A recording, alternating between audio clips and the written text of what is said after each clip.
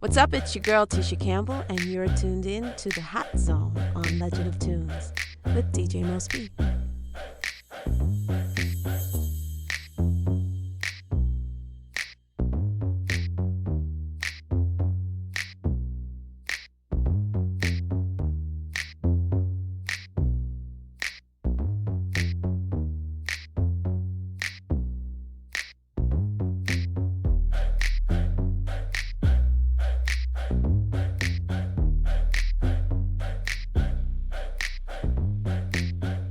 Yo, what's going on, world? This is your girl, DJ Mos Precious, back for another All-Star Hot Zone. And this week on the Hot Zone, we got a successful, very phenomenal individual.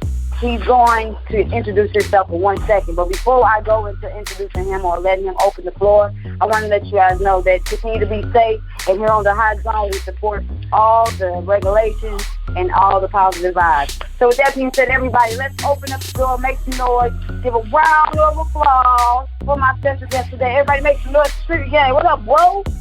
Yo, yo, yo, my name is Sugarcane. I'm coming out of the way of Top City, Kansas, Top City poster boy. I thank you for having me. How you doing? Oh, my God. You come from Topeka, Kansas? Topeka, Kansas. Topeka, Kansas. Like, yes, ma'am. I never say that right. And to be honest with you, I'm a Midwestern with you. I'm from St. Louis, Missouri. Okay. So St. Louis, yeah, big shot. Yeah, it's right next door to us, and it's cool. That's right, like I got a lot of family. St. Louis, yes. We right down the street from you. Yes, you are. And you know what? I want to set the record straight before we get into going into Sugarcane and all that you represent. How do you feel when people be getting Kansas mixed up with Kansas City Mo?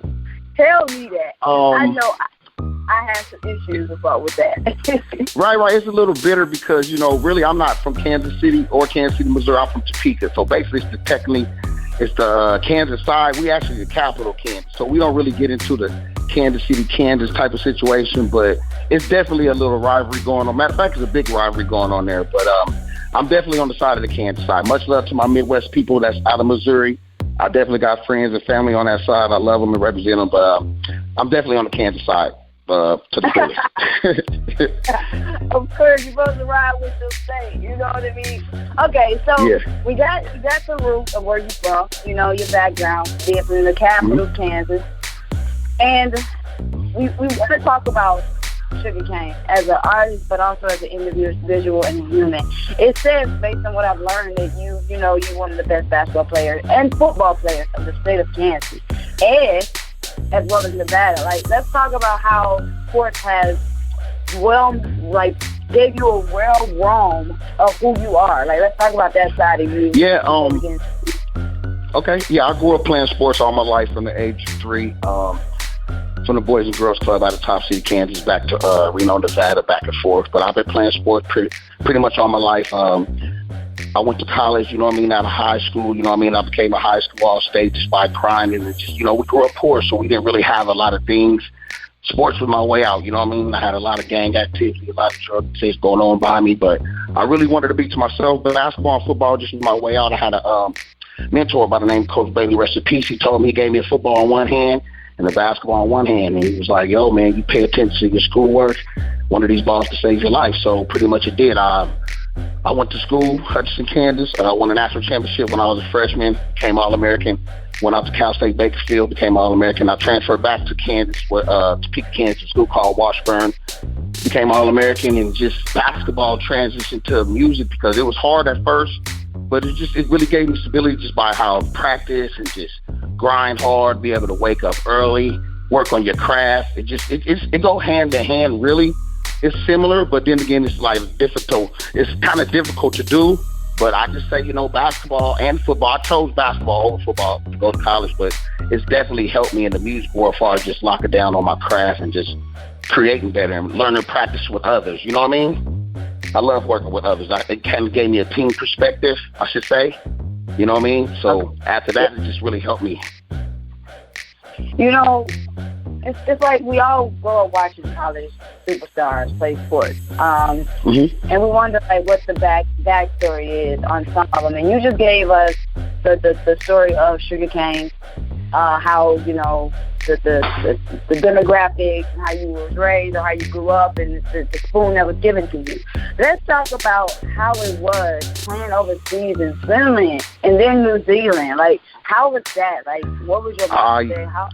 I was so young. I was 22 years old. No, I'm sorry, I was 23 years old.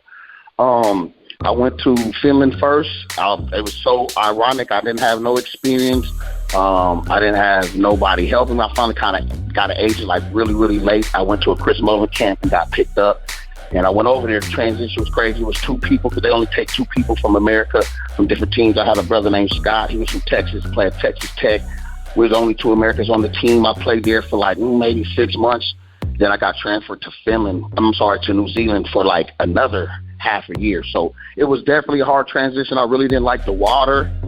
I didn't really get used to the water for a while. I got seasick a lot. But other than that, it was kind of smooth. I was really, really young. I loved the experience. I really got homesick sometimes, but it was just something I had to experience because I knew I would never get another chance if I didn't take the opportunity that I had at that time. So it was definitely a hard transition being that young. Then I had my daughter at the age 24, and I had to go back for like 4 months. I went back for 4 months to New Zealand, and I was just like, I got to see the birth of my child. So kind of wrapped it up and flew back to Kansas after, like I say, 3 years. 1 year in Finland, 2 years in New Zealand. That is crazy. So when you say seasick, like, what do you mean? You were on water or? We was like on a couple boats that you go to different countries, you know what I'm saying? Different little islands and stuff to meet people, meet and greet, or different type of things. And you can try to get on to if you in California, so you can take a little, cruise down to like the canal or whatever. But this was like kind of like more water. And I never been, I'm from the flatlands, you know what I'm saying? So that was like, that little boat and stuff was kind of like a little experience for me by being seasick a lot. I got seasick for like a week. So my coach was like, some people get seasick, some people don't. So that's why I don't go on cruises, you know what I mean? Because of that experience. I'm like, nah. So, you just open up a water gate, point intended. I will do it, though, if I have to. What I do is entertainment on cruise ships, by the way. You just said you will not cruise. I'm sorry. I'm so sorry. You gonna have to... But what if I invited you? You would still say no?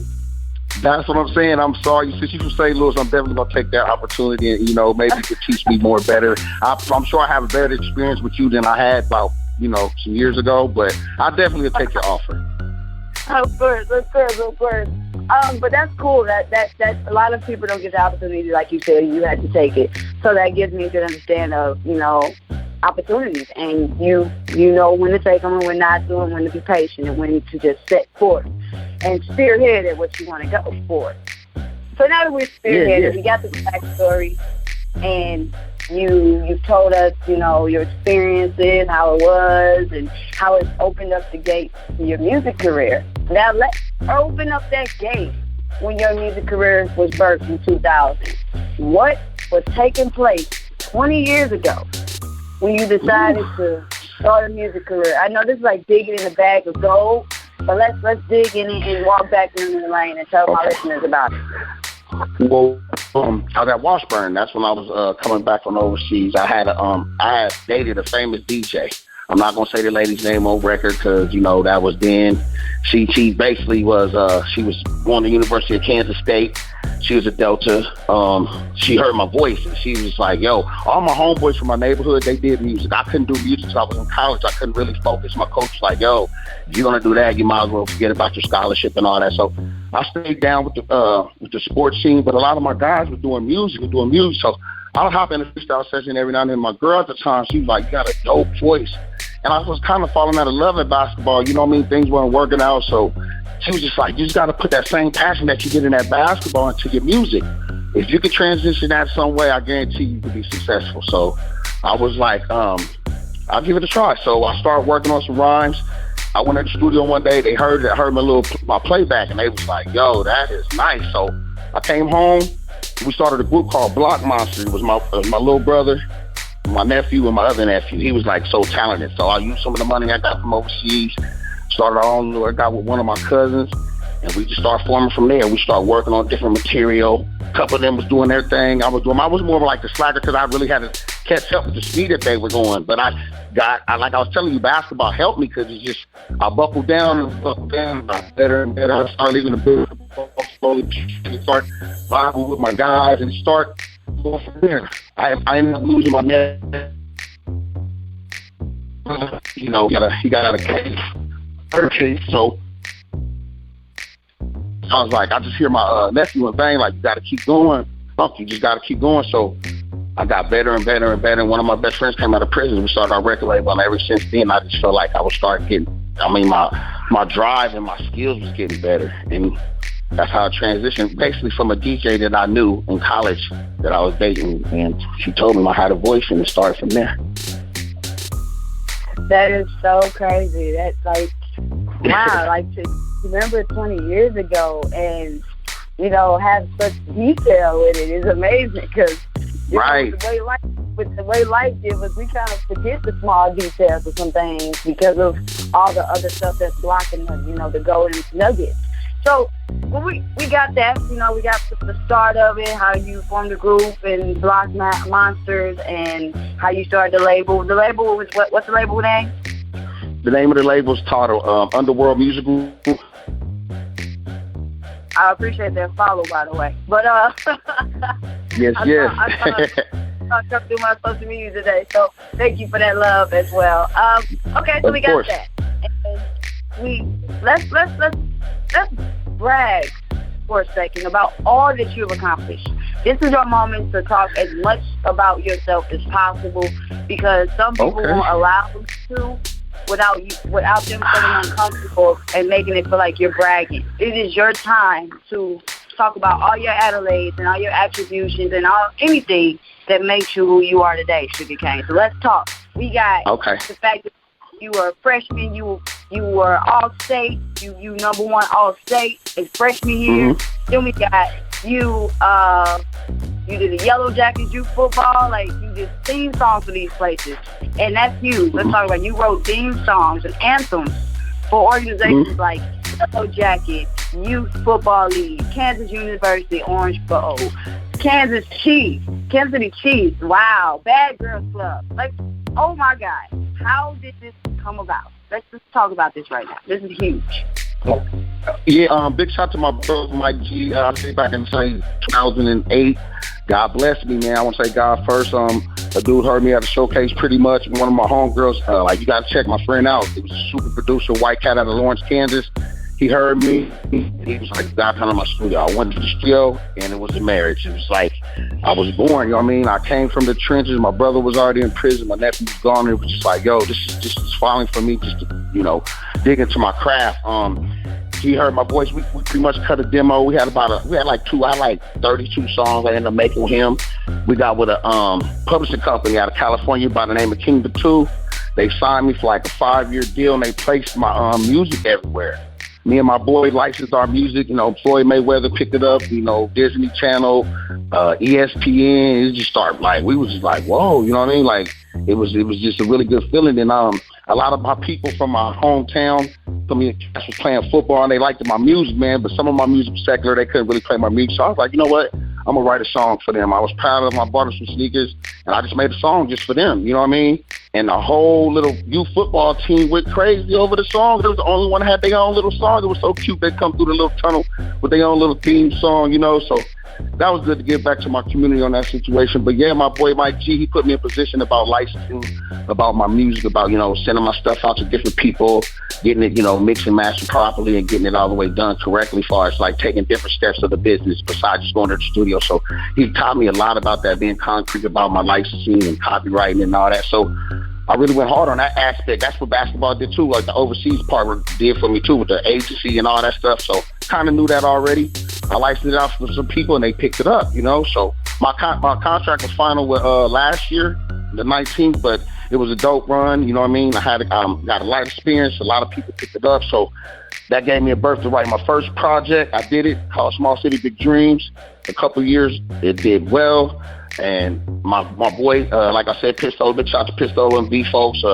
We just got done on my second project called From the Bottom Looking Up. We just finished about a month ago. So it just really gave me motivation to be like, yo, I can really be a solo artist once I heard my music on Disney Channel and Food Network and ESPN and all these people. I had different projects for them, you know what I mean? It wasn't my own.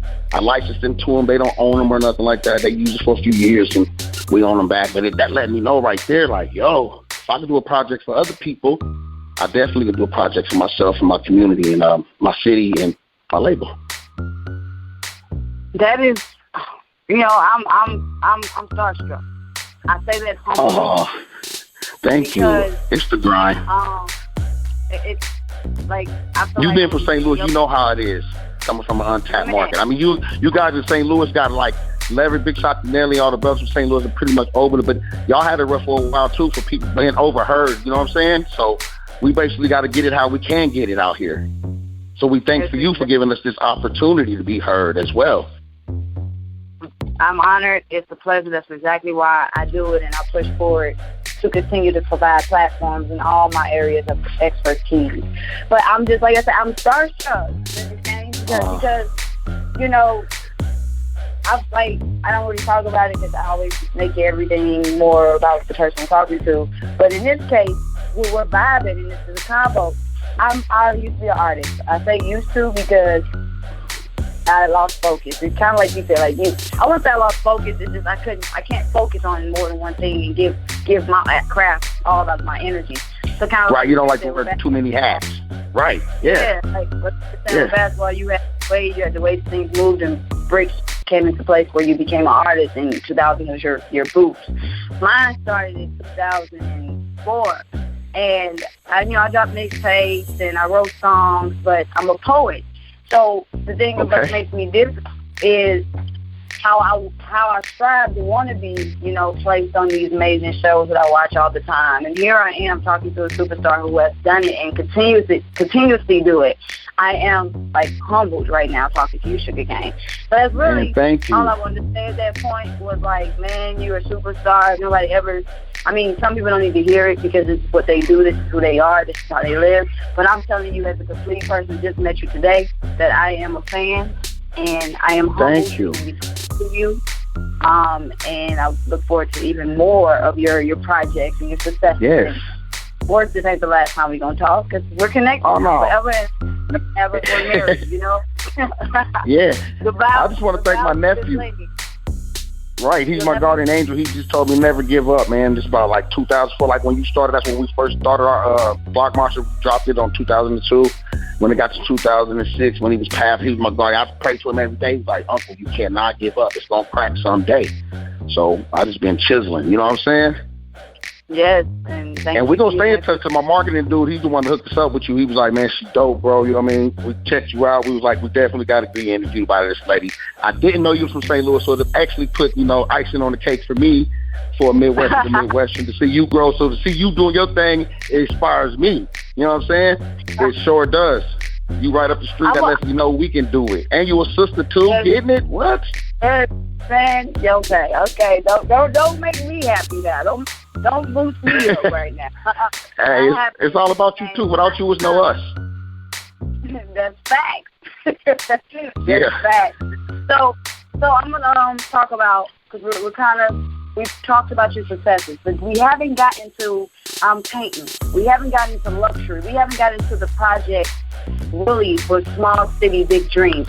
And question, the new single you're pushing, I'm Painting, is that on that project or is this something that hasn't been released? Yeah. Okay, cool. Small City Big Dreams is my first solo project I did like 3 years ago. You can go check it out. Everybody go check it out. It's on every site that you want to check it out. But luxury music is definitely a single. It's not on either project. It was something my boy Two Tone we did. We was out there in Vegas, and my cousin flew in the vocals. I just want to have a couple singles out there before I started on my other project. My other project that's coming out soon is titled From the Bottom Looking Up, and I'm Painting is the first single off that project. So, yeah, luxury music is just a single. I have other singles out there, so I guess my marketing team wanted to send you that for whatever reason. But it's just a single out there to show people that I'm still steady working in the meantime. But I'm Painting is definitely on a project titled From the Bottom Looking Up. That is so cool. And how is it, being the co-founder of Underworld Music Group, as well as being an artist? Like, how is it the struggles and the... Great question. No, it's a great question because, like I said, my brother, he runs it. My brother Pistol, he runs the label. I co-founded with him. Dropped it. We went hard working for the past 7 years. I say about 9 months. I took my hat off as the president. Like, one of our guys stepped in. That way, I could be a full-time artist. I thought it was best for me. For my craft, and I just been focusing on the project and all the other artists that were developing, all the other artists we're working with. And one of our good friends named Top, he stepped in my position where he can oversee the business, help my brother out with all the other stuff, and I could just really focus. It was a hassle at first because me and bro got the business down before we got any artist, or because he's an artist himself. Before we released indie music, bro, he's a brainiac. He got all the paperwork done, everything was legit. We got all that together, and then we was like, bro, we're going to get us a couple hours, but we're going to start with you and B-Folk first, and then if the Lord let us do our thing, we'll work on other people throughout the city and other places we've been. But it was tough at first, but then I just put down my hat probably, I'd say about 5 months ago. Just at the top of taking my position, and I could just be a full-time artist and an artist development for the people that's coming up under us. I like that, and hearing that as well. So we realize that it takes a team, and if you can give any up-and-coming artist feedback, it doesn't even have to be an artist, just any up-and-coming person trying to strive for their dream, what would be that word of advice or that advice? Man, do not give up. I'm going to tell you now, it's going to be tough, bro. Sister, whoever it may be, it's going to be hard. Don't let them tell you it's going to be sweet all the time, because it's not. It's going to get hard, but I guarantee you it's going to prevail if you keep chiseling. You got to keep chiseling. No matter where you're from, no matter how tall, no matter what color you are. If you really love the music that you're producing or you're working with, keep going. You're going to hear some words that you don't want to hear. That's cool. Get your skin tough. You know what I'm saying? Get your skin tough. Keep your skin tough. That's what I'm going to tell them, man, because this is the world. You know what I mean? And they coming. You know what I mean? What I mean by how they come, you got the people that's with the negative vibes. You got the people with the positive vibes. Surround your people with the positive vibes. It's going to be hard because, it's always a positive and a negative. It's never a negative and a positive.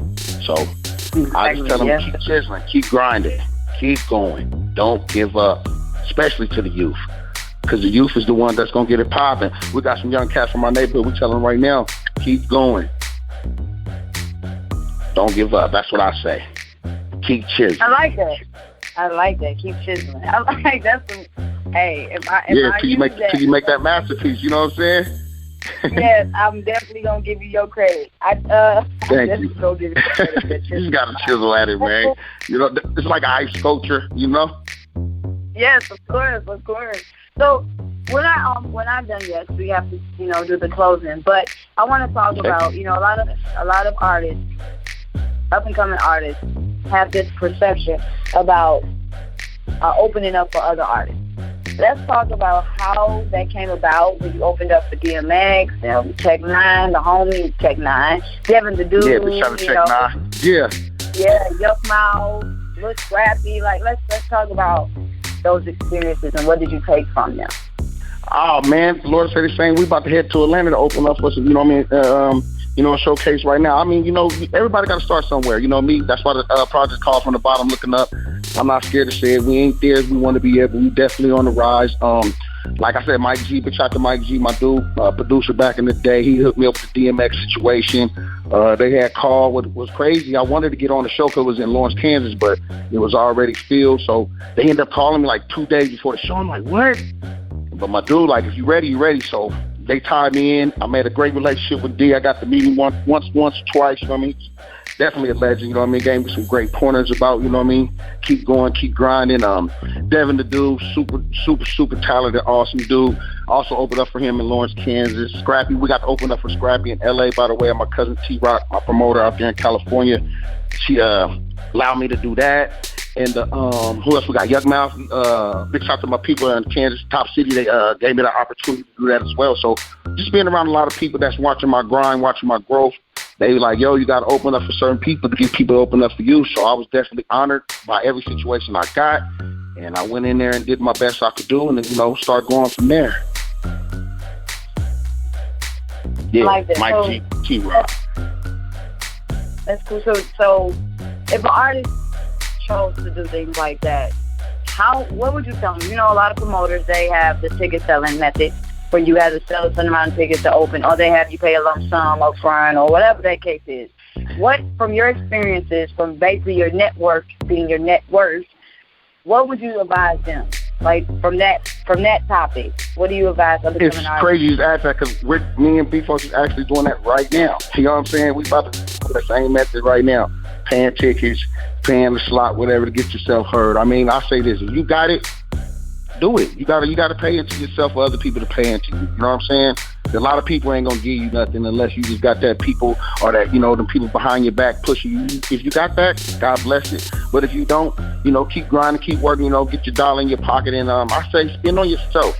Don't worry about spending on yourself. If you believe in the craft, you believe in the music you're doing, you got to sell tickets to get out there to get your music and your brand heard. Why not? You know what I mean? It's just part of the grind to get where you need to go. You know what I mean? So I'm definitely open to it. I mean, I don't like when people try to put you out there to basically like slave pretty much, but if it's, you know, 30, 40 tickets, you know what I mean? You got to pay $200, $300 to get yourself heard. If you got it and you don't work hard to get it, I say spend on yourself. Always spend on yourself. Always bet on you. You know? Yes. Invest in especially first. If you got it. Or if somebody's looking out for you, like my brother's looking out for me, you know what I mean? On $8, like, should we believe in you, bro? We're going to do this for you, we're going to do this for you. So basically work on your craft. If people throwing money out there for you to do your thing, work on your craft. Make sure you practice. Make sure you're prepared and ready to, you know, do what you do because these people are believing in you. You know what I mean? Bet on yourself. Yes, sir. Yes, that's the key. Invest in yourself, and others will find you and invest in you with however invest money, in you. Yes. time, however it be. So before we get out of here, I want you to tell everybody what your legacy is. What do you want your legacy to be? My motto is God first, family second, friends forever. So my legacy is going to be, you know, loving God to the end. My family, I'm always going to look out for them. Always look out for your family no matter what. And your friends come and go, but your friends are going to be there no matter what. So my legacy, I'm just going to, you know, hopefully I can lead my people to some feet in some white sand. You know what I'm saying? My legacy going to be my feet in some white sand. You know what I mean? I love it. You know what I mean? Like, think of like Suge, my back's going to be toward everybody. It's going to be a little beach chair, you know what I mean, with the straw out the hat. You know what I mean? Like, he lived his best life, you know what I'm saying? He really put his feet in the sand for it, you know what I mean? I love it. All right, so how do people find your music once again, and how to find you and keep in touch with what you got going on? Okay, you can check me out on my fan page, I am SugaKane, via Facebook. You can catch me on Instagram, TVOK, the voice of Kansas, what it stands for. You can check me out on my Twitter, Kane, Mr. 52, Kane, MR52. And I'll get at you, or one of my people will get at you. I want to thank you for this opportunity. May the Lord keep blessing you, keep shining on other artists. Anytime you need me, holler at me. You know, Lewis to the top. It ain't that particular wang man in this thing. But no, thank you so much, SugaKane, for giving me the opportunity to get to invade your history and learn who you are and talk about your accolades. Thank you so much for being a go-getter and a strong brother in this industry and creating stories for, you know, up-and-coming kids that we have similar circumstances. Thank you for being who you are. Thank you. You are somebody. So, at this moment... UMG. What? UMG, Underworld Music Group. I love it. Hey, yo, this is your boy SugaKane, representing Top City, Kansas, Underworld Music Group. You are tuned into the Hot Zone, listening to my new single, I'm Painting, featuring Two Tone. Let's Precious on DJ Mos Precious exclusive. Yeah, the painting is beautiful over here. Two Tone, what up? Gotta paint a little harder. Yeah. Blast first, ass last, impatient. Whole fifth, plus I have a zip. I'm faded, no cap, all drip. I'm painting, bad. We be on a trip, vacation. Look, get out your bag and go get you one. That on me, daddy, I'm her father figure. You slipping and lagging, go find you a trigger. Get rich and get happy, provide for your children. I'm a walking paintbrush cause I drip, style hella cold on froze like an ice chip. I hit the lab and I paint some pictures. I'm painting in my mind how to get richer. I'm painting on the flows in the hallways. I'ma keep painting till that Benz in the driveway. I'ma keep painting till it's falling out the safe. Gotta paint a little harder so true can get a break. I paint a perfect picture, you can hear my words. And everywhere we go, you can smell the herbs. We do it by ourselves, hella independent. Cut the hand off if they digging in it. Mind over matter when you stack the Pringles. Mind to the business when you selling singles. I come from the game and I'm standing on it. And everywhere I go, I paint it 100. Last first, ass last, impatient. Whole fifth, plus I half a zip. I'm faded, no cap, all drip. I'm painting bad. We be on a trip vacation. Look, get out your bag and go get you one. That on me, daddy, I'm her father figure. You slipping and lagging, go find you a trigger. Get rich and get happy, provide for your children. Jolly Rancher got me high like rocket fuel. Hit the block and blow a big bag with my comrades. We all hustle, paint the city money green. I'm feeling like Floyd on the money team. 50, you know, that's how I knock 'em out. When I hit the stage, I bring the dimes out. Call my bro two-tone cause he stay ready. I'ma meet him out in Vegas and the bag's heavy.